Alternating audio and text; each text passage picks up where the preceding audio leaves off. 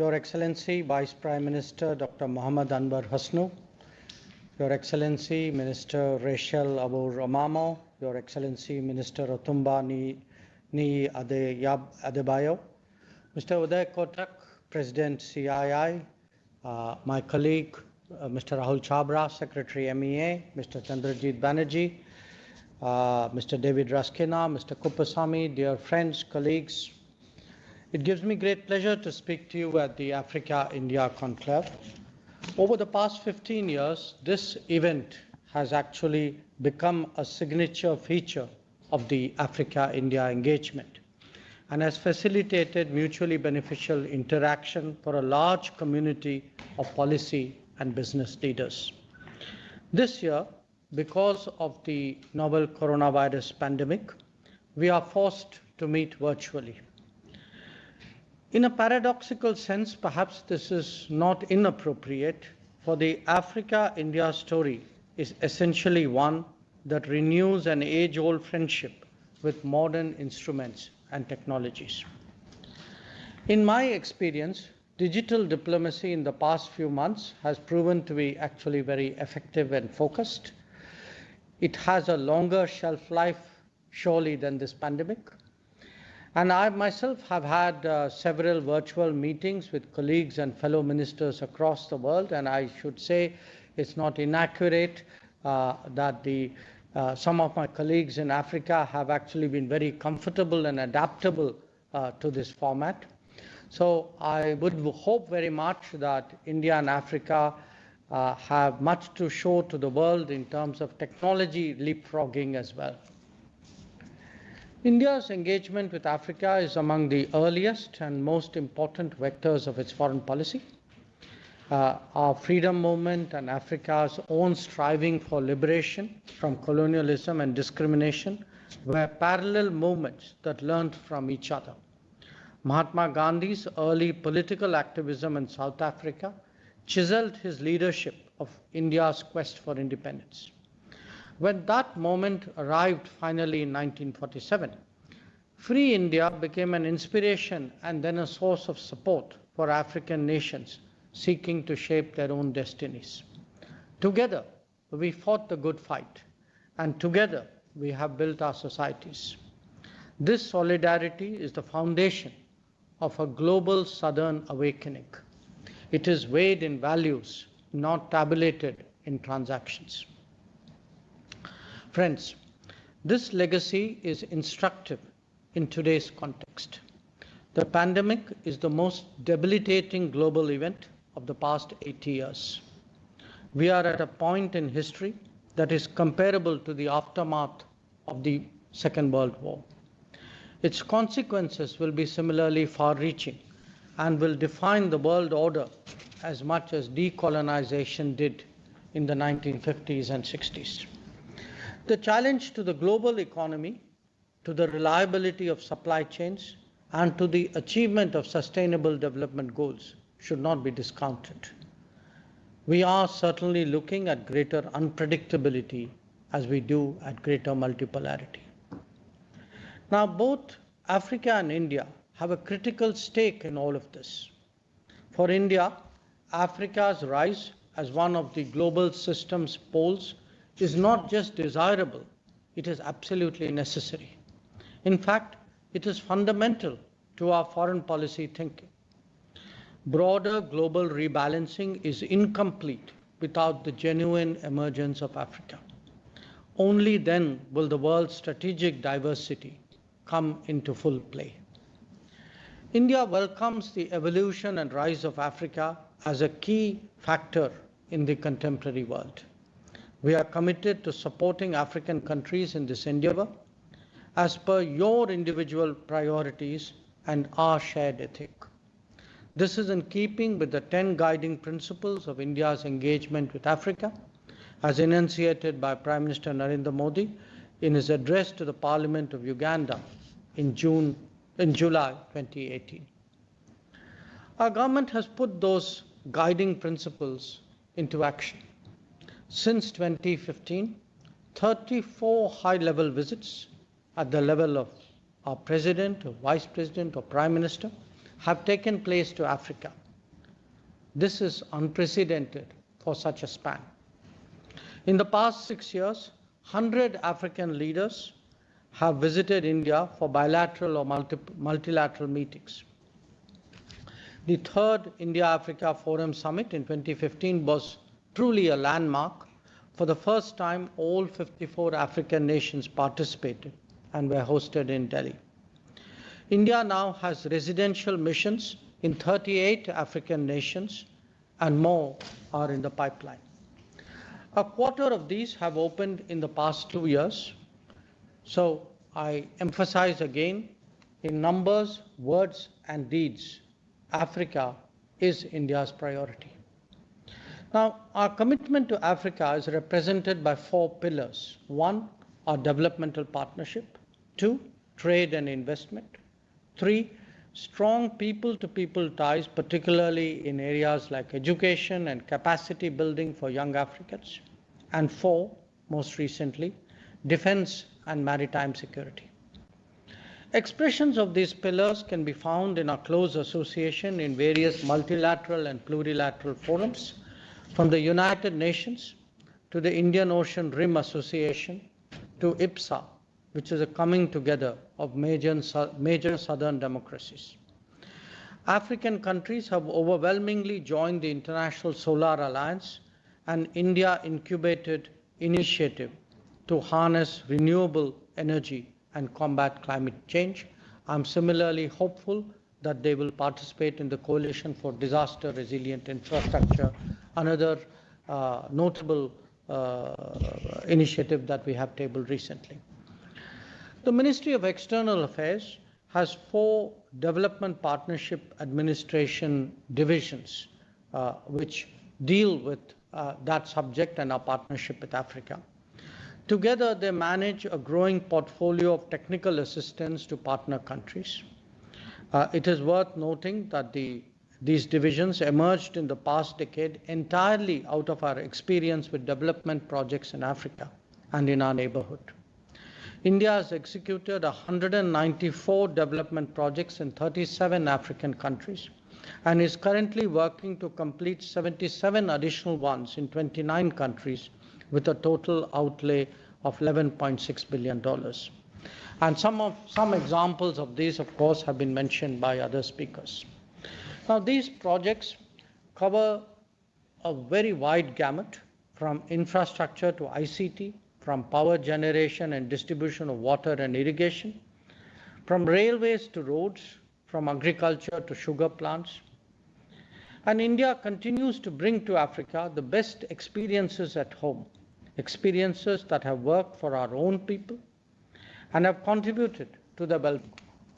These experiences foster equity and entrepreneurship, and they empower rather than extract from local communities.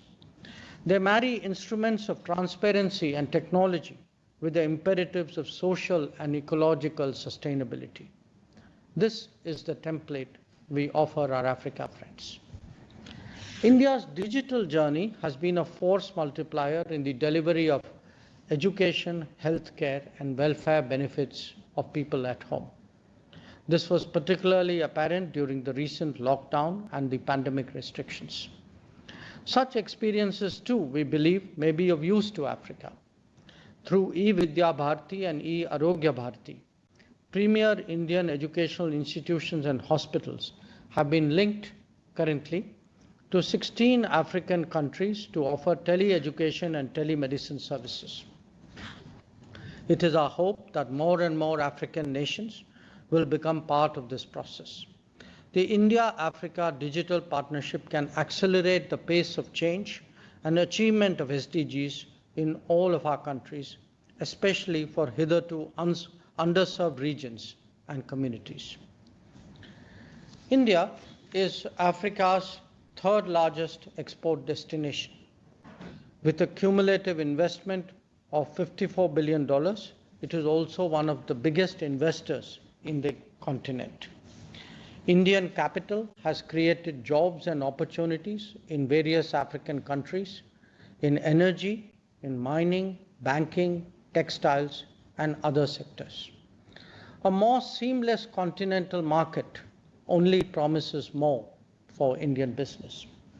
So I was very happy to note that our African friends have indeed made valuable progress in achieving some of their cherished goals in the years since our last summit, and the continent-wide Africa Continental Free Trade Agreement that has come into force in 2019 and has entered its operational phase following the AU summit held in July 2019 in Niger is obviously very notable.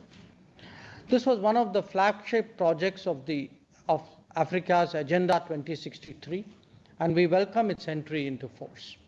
Speaking at the AU summit in Niger, I'm proud to recall, speaking of the AU summit in Niger, I'm proud to recall that some of its sessions were held in the Mahatma Gandhi International Convention Center, a state-of-the-art center that was built with grant assistance from the Government of India. I hardly need to inform my audience today that India has always supported African entrepreneurship and market access, as India was the first developing country to provide duty-free, quota-free market access to LDCs, which we announced in 2008 and which has been available over the years to 33 African LDCs. Our oil and gas utilities have invested about $7 billion in a gas field in Mozambique and $500 million, actually perhaps more, in South Sudan, not counting other investments in West and North Africa. Together, these make Africa a crucial energy partner for India. I would urge all stakeholders to work to augment this partnership and address whatever constraints that may arise. India is also present on Africa's business landscape, be it in automobiles, pharmaceuticals, or consumer goods. All of these segments will grow as the Africa story grows. This is a story that is being scripted by young men and women, by African engineers, technologists, and business managers. And here, the 50,000 training slots that are open to African students under the Indian Technical and Economic Cooperation Program are helping build capacities across a range of disciplines. At any given time, several thousand African students are in classrooms in different cities and states of India. They are studying towards the degrees or undertaking short-term courses in areas ranging from engineering and water resource management to medicine and law. An impressive number of them, their alma maters are proud to note, have risen to high positions in Africa. We like to believe that young Africans arrive in India as students and guests, but return home as lifelong friends and ambassadors of goodwill and the best that our country has to offer.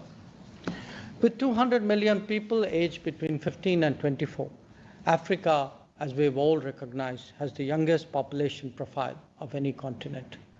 Quite literally, our planet's future is in Africa, and how it tackles issues of access and opportunity for its young people will determine global trend lines. India is an interested party and will do its utmost to equip Africa's emerging generations. Again, this is not a recent strand. Education has always had a special meaning in our equation. The diligence and dedication of Indian school teachers in several African countries, Ethiopia, Botswana, and Nigeria number among them, is remembered by their pupils even today. It is a cornerstone of our people-to-people relationship. Africa were transported across the waters that both separate and unite us. From those beginnings, often in difficult circumstances, enforced by imperialism, we have come a long way. Indian origin communities can be found across Africa. African countries have offered them a hospitable home, to which we are truly grateful, and the diaspora in turn has added to the continent's human capital. In all these years, the Indian Ocean that links our landmass has acquired even greater salience. It gives us scope for ever greater prosperity, and in turn, we need to cooperate to preserve and protect it. It is no surprise that, therefore, that defense and security cooperation is a key 21st century pillar for India and Africa. India has helped set up staff and command colleges in some African countries and has trained many officers and soldiers in Indian military institutions. Our military traditions, command structures, training protocols, and strategic doctrines are extremely compatible. India's record in peacekeeping operations in Africa, too, has been appreciated. Maritime security, including the use of maritime capacities in humanitarian assistance and disaster relief missions, is now the new frontier. Friends, in this sphere, as in others, India offers Africa an honest partnership and room to maximize its space under the sun and multiply its options. Africa is, of course, not without its options, and by no stretch does India claim to be the only one. However, what we can promise is to be Africa's most steadfast partner. Do remember that despite the pandemic and through the lockdown, we kept our critical supply lines open to Africa. Indian medicines reached and were made available to patients in many African countries. These adverse times will not last, but Africa-India friendship and cooperation, trust me, will. Thank you for your attention.